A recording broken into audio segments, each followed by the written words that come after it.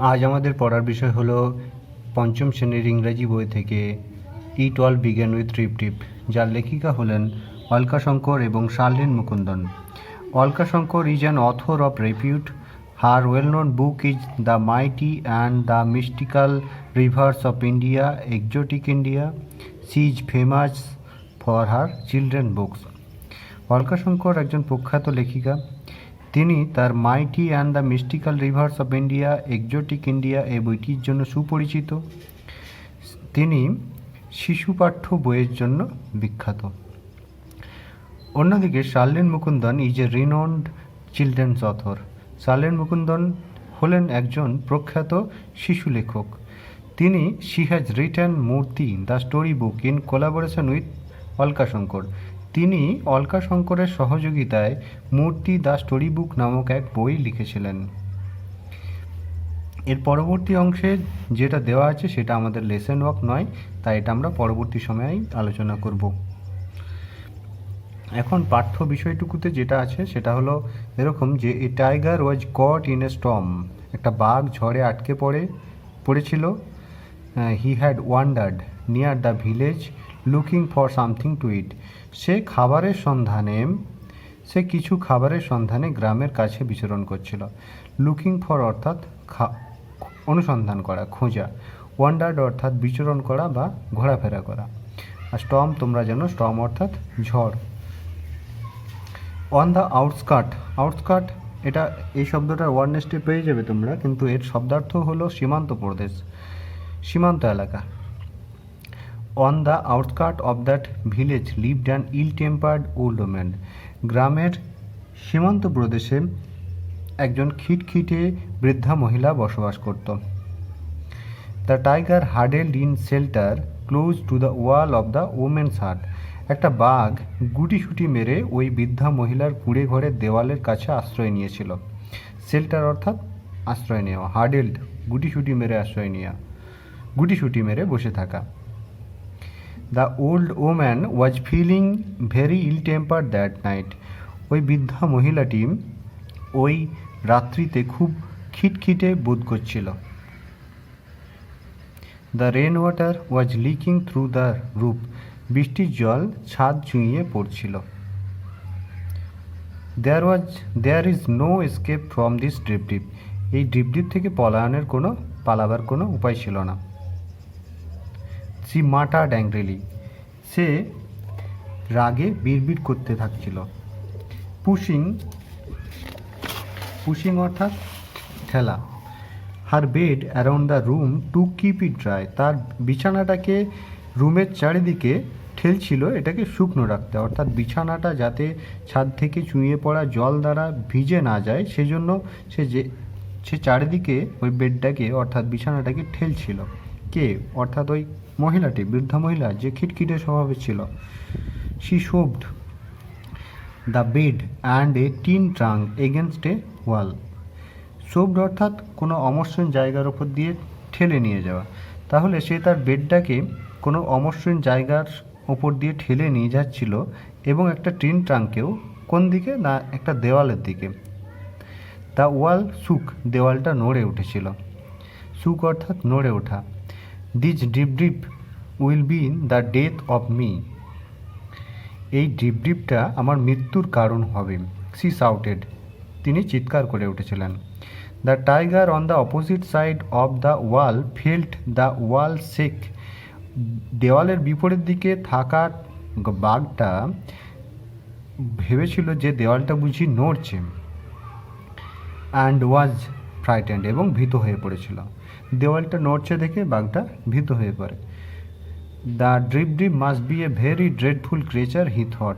সে ভাবে যে এই ড্রিপটা বুঝি একটা অবশ্যই খুব ভীতিপ্রদ প্রাণী।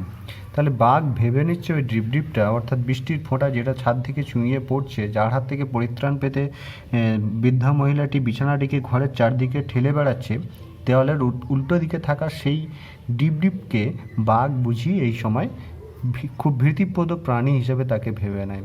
ড্রেডফুল অর্থাৎ ভীতিপ্রদ, ক্রিয়েচার অর্থাৎ প্রাণী। Meanwhile, Bholenath the potter was out in the night looking for his donkey in the storm. ইতিমধ্যে ভোলেনাথ ওই রাত্রিতে ঝড়ের মধ্যে তার গাধাটাকে খুঁজতে বেরিয়েছিল। Suddenly he saw an animal huddled in the dark against the wall of the woman's hut. হঠাৎ করে সে দেখতে পেল একটা প্রাণী অন্ধকারে ওই মহিলাটির কুঁড়ে ঘরের দেওয়ালের কাছে গুটিসুটি মেরে বসে রয়েছে। আচ্ছা, এই টেক্সচুয়াল অংশ থেকে তোমাদের কিছু যদি প্রশ্ন থাকে বা কোনো সমস্যা থাকে, বুঝতে অসুবিধা থাকে, তাহলে কিন্তু আমাকে অবশ্যই জানিও। আমি এর সাথে অর্থাৎ এর পরে আমি তোমাদের অ্যাক্টিভিটিগুলো কিভাবে করবে দেখিয়ে দেব। এখন তোমাদের অ্যাক্টিভিটি 1-এ যে কাজটা করতে বলেছে, যে সঠিক অল্টারনেটিভসের গায়ে রাইট মার্ক দিতে বলেছে। তা প্রথমত যে বাক্যটা দেওয়া রয়েছে যে the tiger took shelter near the house, বাঘটা আশ্রয় নিয়েছিল বাড়ির কাছে। কার বাড়ির কাছে? Old man a neighbour. Old ওম্যানের গায়ে টিকমার্ক অর্থাৎ রাইট মার্ক এভাবে দিতে হবে। The old woman was soft spoken, ill tempered, shy. বৃদ্ধা মহিলাটি ছিলেন কোমল ভাষী, খিটখিটে স্বভাবের না লাজুক? অবশ্যই ইল টেম্পার্ড, খিটখিটে স্বভাবের। The tiger thought drip was the constant falling of rain, the name of a man a creature. বাঘটা ভেবেছিল ড্রিপটা হলো একটা প্রাণী, অতএব ক্রিয়েচার এটাই ঠিক হবে। কখনোই সে মনে করেনি যে এটা অবিরত বৃষ্টিপাত পড়ে চলেছে, তাই কখনো মনে করেনি এটা একটা মানুষ, তাই ক্রিয়েচার পাঠ্যাংশ অনুযায়ী এই উত্তরটাই ঠিক। ভোলেনাথ ওয়াজ এ ফার্মার, ওয়েভার, পটার। অবশ্যই পটার। এখন অ্যাক্টিভিটি 2 এতে যে অংশটা করতে বলা আছে সেটা হলো যে এই 6টা যে বাক্য দেওয়া আছে এগুলোকে টেক্সটের ঘটনাক্রম অনুযায়ী সাজাতে বলা হয়েছে। তা আমি প্রথমে এর বাংলাগুলো পড়ে দিচ্ছি। যেমন প্রথম বাক্য যেটা বলা হয়েছে সেটা হলো she pushed her bed around the room to keep it dry. সে তার বিছানাটাকে রুমের চারিদিকে ঠেলেছিল এটাকে শুকনো রাখতে। পরবর্তী বাক্য the tiger took shelter outside and old woman's হাট। বাঘটা ওই বৃদ্ধা মহিলার কুঁড়ে ঘরের পাশে আশ্রয় নিয়েছিল। তৃতীয় বাক্য Bholenath was looking for his donkey. Bholenath তার গাধাটার সন্ধান করছিল। A tiger was caught in a storm. একটা বাঘ ঝড়ে আটকে পড়েছিল।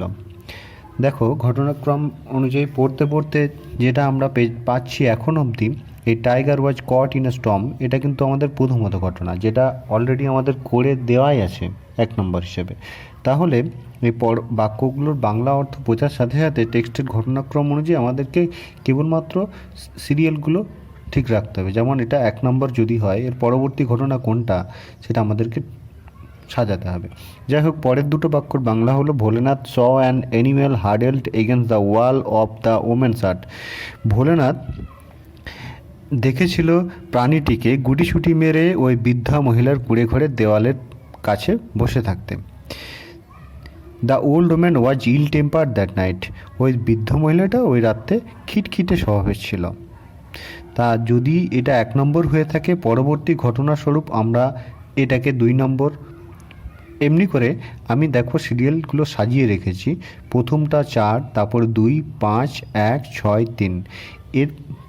এর পরেও তোমাদের যদি কোনো এই সিরিয়াল বা এই প্রসঙ্গে যদি কিছু সমস্যা থেকে থাকে আমাকে অবশ্যই জানিও।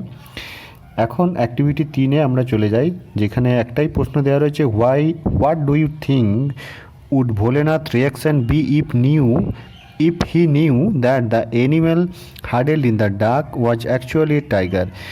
কেন তুমি মনে করো ভোলেনাথের কি প্রতিক্রিয়া হবে যদি সে জানতো প্রাণীটা যেটা গুটিসুটি মেরে অন্ধকারে বসে রয়েছে সেটা একটা প্রকৃতপক্ষে টাইগার বা বাঘ?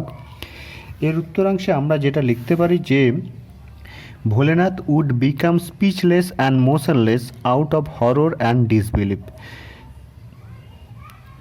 অর্থাৎ ভোলেনাথ ভীতি এবং অবিশ্বাসের কারণে বাক্যহীন এবং গতিহীন হয়ে পড়বে। যাই হোক, আজকের টেক্সট এবং অ্যাক্টিভিটি 1, 2, 3 এই সংক্রান্ত তোমাদের সমস্যা যদি কিছু থেকে থাকে আবারও বলি আমাকে কমেন্ট বক্সে অবশ্যই জানিও। আজ এ পর্যন্তই। ইউনিট 2 আগামী দিনে তোমাদের সামনে নিয়ে আসবো, সে সংক্রান্ত আলোচনা করব। তোমরা সকলে ভালো থেকো।